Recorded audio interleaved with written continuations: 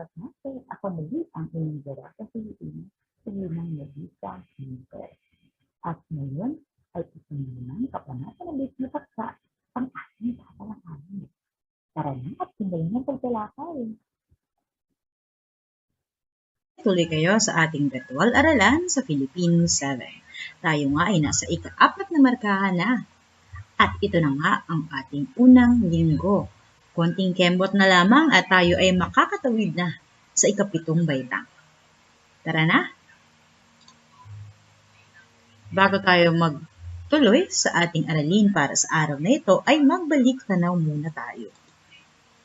So, nung nakaraang linggo ay ating tinalakay ang balita. Tinalakay natin kung ano ang balita, gayon din ang mga katangian ng isang balita. At sabi nga natin, hindi ba, na ang balita ay nararapat lamang na magkaroon ng mga simpleng salita na iintindihan ng lahat at akma dapat ang mga salitang ginamit ng akda.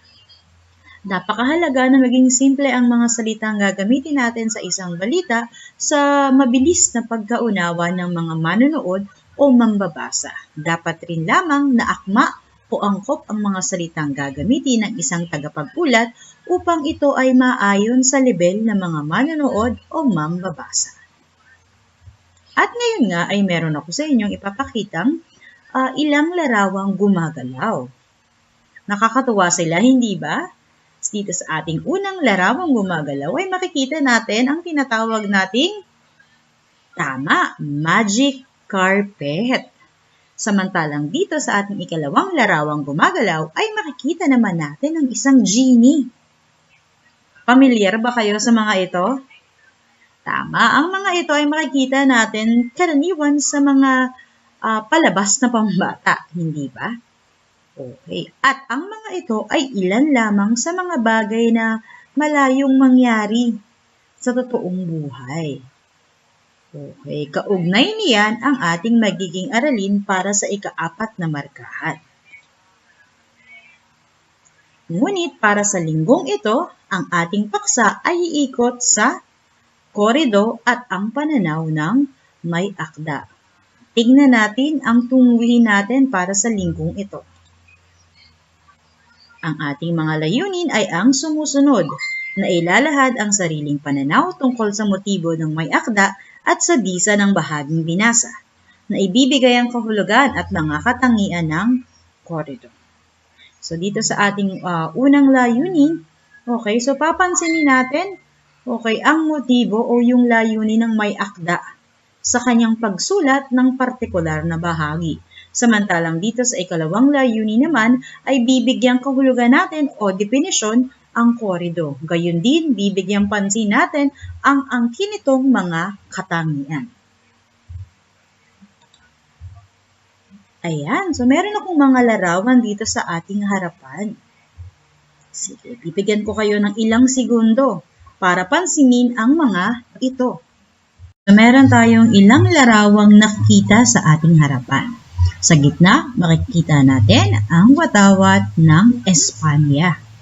Okay. So, napakalaki ng naging epekto at impluensya ng mga Espanyol sa Pilipinas mula sa pananamit, pananalita, pamumuhay at maging sa ating panitikan ay masasalamin pa sa kasalukuyan ang impluensyang ito.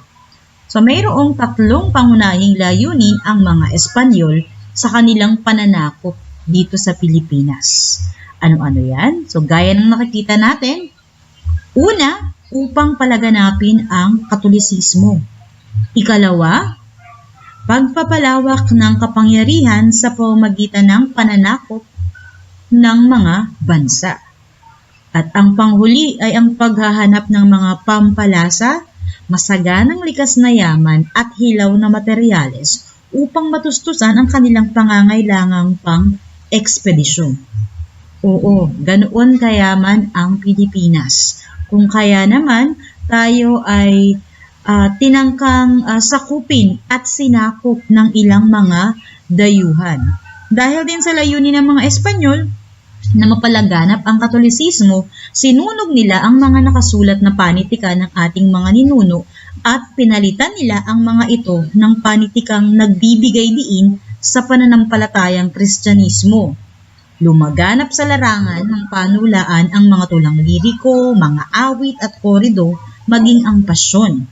Sa larangan naman ng drama ay namayani ang duplo, karagatan, komedya, umuro-moro, mga dulang panrelihiyon, sinakulo at sarsuela. Okay? At masasabi natin na naging mabisang bihikulo ang panitikan upang mabilis na mapalaganap ang relihiyong Katolisismo sa bansa. Okay. At isa nga sa pinakatanyag na uri ng panitikang nagbigay halaga sa diwang Kristyanismo ay ang mga tinatawag nating tulang romansa. Ang tulang romansa ay mayroong dalawang uri. Meron tayong tinatawag na awit at meron tayong tinatawag na korido. Alamin natin kung ano yung kaibahan ng dalawang ito. So, ipapakita natin ang kaibahan ng awit at korido sa pamamagitan ng chart na ito. Okay, so papansinin natin ang kaibahan nila batay sa anyo, musika, paksa, at syempre katangian ng mga tauhan. At mamaya ay magbibigay tayo ng mga halimbawa. Okay, simulan natin batay sa anyo. So, ang awit ay binubuo ng 12 pantig sa loob ng isang taludturan, 4 na taludtod sa isang saknong. Samantalang ang korido ay binubuo ng 8 pantig sa loob ng isang taludtod at 4 na taludtod sa isang saknong. So kung papansinin natin, ang kaibahan lamang nila ay ang bilang ng pantig. Ang awit ay lalabindalawahin o may 12 pantig, habang ang korido ay wawaluhin o mayroong 8 pantig. Okay? So, yun po yung unang kaibahan ng awit at korido. Pero muli, sila ay parehong tula. Sila ay sumasailalim o sa ilalim ng tulang romansa. Susunod, pagdating naman sa musika, ang awit ay mayroong mabagal na himig na tinatawag na andante. Samantalang ang korido naman ay mabilis o may mabilis na himig na tinatawag na allegro. So, mabagal, mabilis. Habang ang paksa naman nila, kung sa awit, ay tumatalakay ito sa kabayanihan at pakikitigma, at ito ay sumasalamin din sa buhay. Ang korido naman ay tumatalakay o patungkol sa pananampalataya, alamat at mayroong mga kababalaghan. Okay? So, yun din po ang isa sa pangunahin nilang kaibahan. Ang korido ay pananampalataya, alamat at may kababalaghan. Samantalang ang awit ay laging mayroong pakikidigma at kabayanihan. At pagdating naman sa katangian ng mga tauhan, ang mga tauhan sa awit ay mayroong o walang taglay na kapangyarihang supernatural. Ngunit sila ay nahaharap sa pakikipagsapalaran, higit na makatotohanan o hango sa tunay na buhay. So gaya ng normal na tao, tulad natin, ay meron din silang mga suliraning kinahaharap. Walang supernatural na mga pangyayari. Nakabaliktaran naman ang korido. Kapag sinabi naman nating korido, ito naman ay isang uri naman ng tulang romansa kung saan ang mga tauhan ay mayroong kapangyarihang supernatural o may kakayahang magsagawa ng mga kababalaghan na talaga namang hindi magagawa ng karaniwang tao sa tunay na buhay. So, yan ang mga pagkakaiba ng awit at korido. Okay? Sige. So, tayo ay magbigay ng halimbawa. Pero bago tayo magbigay ng halimbawa, balikan lamang natin muli. Awit, 12. Korido, 8 pantig. Mabagal, mabilis. Kabayanihan at pakikidigma. Pananampalataya, alamat, may kababalaghan. Tauhan, walang taglay na kapangyarihan. Tauhan ay may kapangyarihang supernatural. So, nandirito naman ang mga halimbawa ng awit at korido. Ayan. So, para sa awit, ang ilang mga halimbawa ay Florante at Laura, 7 Infantes de Lara, 12 Pares ng Pransya, at Haring Patay. Ilan lamang po iyan sa mga halimbawa. Korido naman, nandiyan ang Ibong Adarna, Kabayong Tabla, ang Dama Ines, at Prinsipe Florinio. Okay? So, para nga sa ika-4 na markahan, ang ating tatalakayin ay ang Ibong Adarna na isang halimbawa ng korido. Okay? So, ating malalaman ang istorya o ang kwento sa likod ng Ibong Adarna. Okay. Kung ating tinalakay ang kaibahan ng awit at korido, ngayon naman ay pansinin naman natin ang mga pagkakatulad nito. Okay? So, ang korido at awit ay mga tulang romansa gaya ng sinabi natin. So, ito ay mga uri ng tulang romansa. At ito ay namayagpag sa panahon ng Espanyol.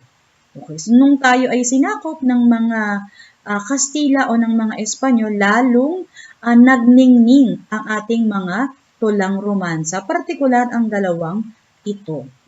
So pareho silang tulang pasalaysay na paawit ang pagbigkas. Okay? Pareho din silang may sukat at tugma dahil nga sila ay tula. Okay? At binubuo ng 4 na taludtod. Ang kaibahan lamang hindi ba ay sa bilang ng pantig. Ang awit ay 12 pantig, ang korido ay 8 pantig. Pero pareho silang may sukat at tugma.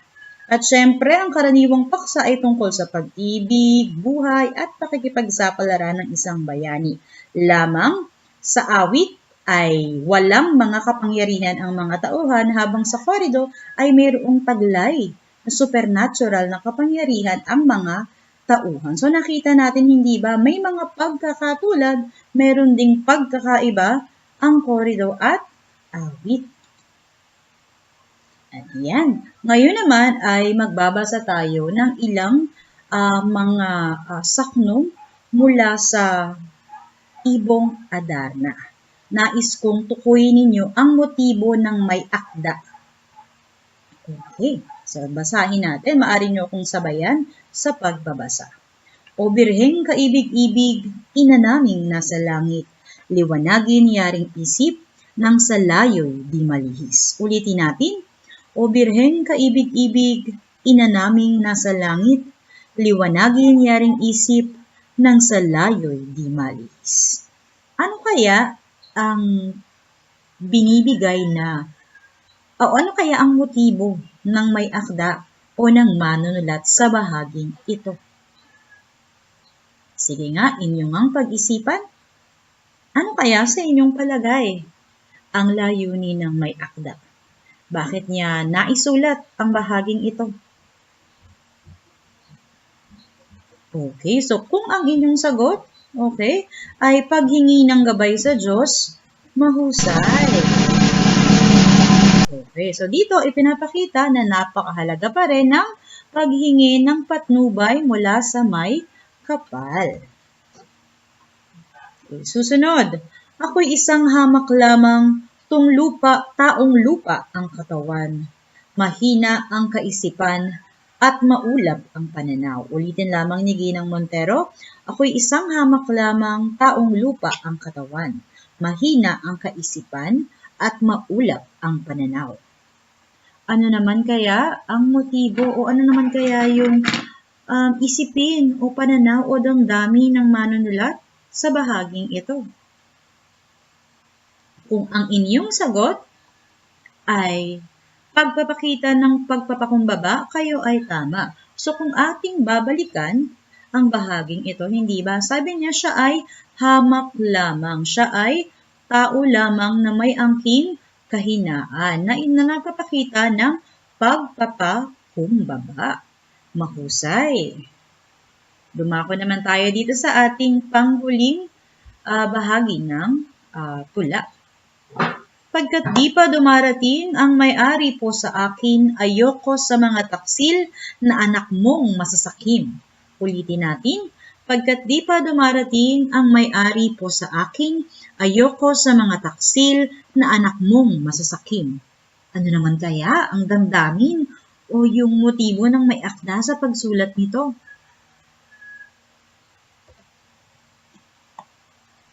Okay. Ayan, so na-advance lamang ni ma'am.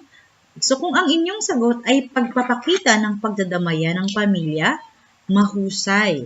Okay? So ito ay pagpapakita ng pakikisama ng matiwasay ng bawat parte ng pamilya. Magagaling. Ngayon naman ay dumako tayo sa pagtataya. Batid kung makukuha ninyo ng perpekto ang mga kasagutan sa ating pagtataya. Simulan na natin. Panuto. Tukuyin kung awit o korido ang inilalarawan ng pangungusap. Bilang isa, mabilis ang pagbigkas na tinatawag na allegro. So, mabilis daw ang pagbigkas. Diba? Sabi natin, ang awit at korido ay mayroong mabilis, mayroong mabagal. So, ano ba yung mayroong mabilis na pagbigkas? Sige, inyong pag-isipan, bibigyan ko kayo ng ilang segundo. Ayan. Sige, inyong pag-isipan.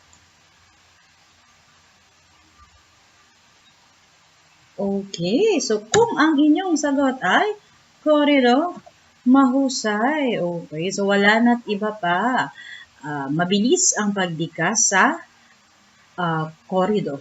Nakasalungat naman ng awit na merong mabagal na pagbigkas na tinatawag na tama, andante. Tumungo naman tayo sa pangalawang bilang. Ang pangunahing tauhan ay walang kapangyarihang supernatural. So, alin nga muli doon yung walang kapangyarihang supernatural, awit o korido? Sige nga, bibigyan ko muli kayo ng ilang segundo. Inyong pakaisipin.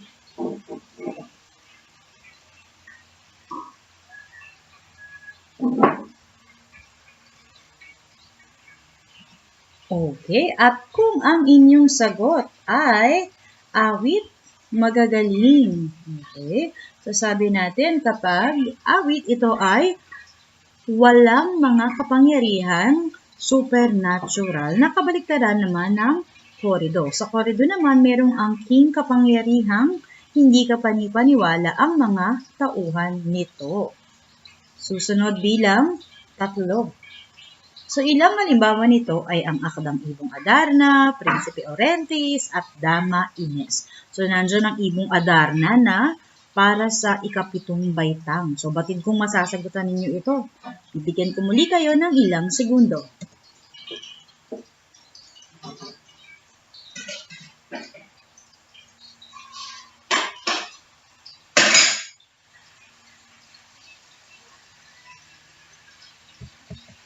Okay, at syempre kung ang inyong sagot ay korido, mahusay. Okay, so ang Ibong Adarna ay korido, ang Florante at Laura ay halimbawa ng awit. Susunod, bilang 4, binubuo ng 12 pantig sa bawat taludtod. Okay, so alin ba yung merong 12 pantig? Ang isa ay merong 8 pantig, hindi ba? Ilang segundong muli para kayo ay makapag-isip.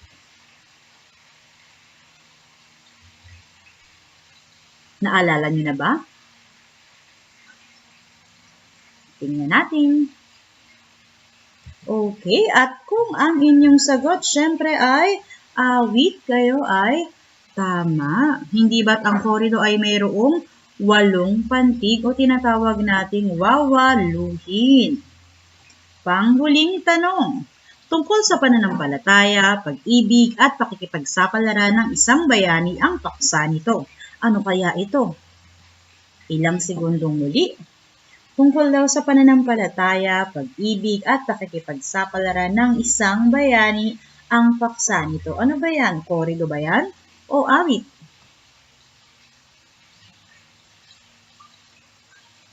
Okay, at syempre kung ang sagot ninyo ay korido, na alam ko namang ito talaga ang inyong sagot, magagaling. Okay, so tungkol sa pananampalataya at pag-ibig. Gayon din, pakikipagsapalaran ng isang bayani. So, ang huhusay ng aking mga mag-aaral. So, balik kung kayo ay may mga katanungan pa, ay maaari ninyong balikan muli ang video lesson na ito. Kumusta? Naway may natutunan ka sa ating virtual aralan. At aasahan ko ang iyong pagdulong muli sa ating susunod na talakayan. Paalam!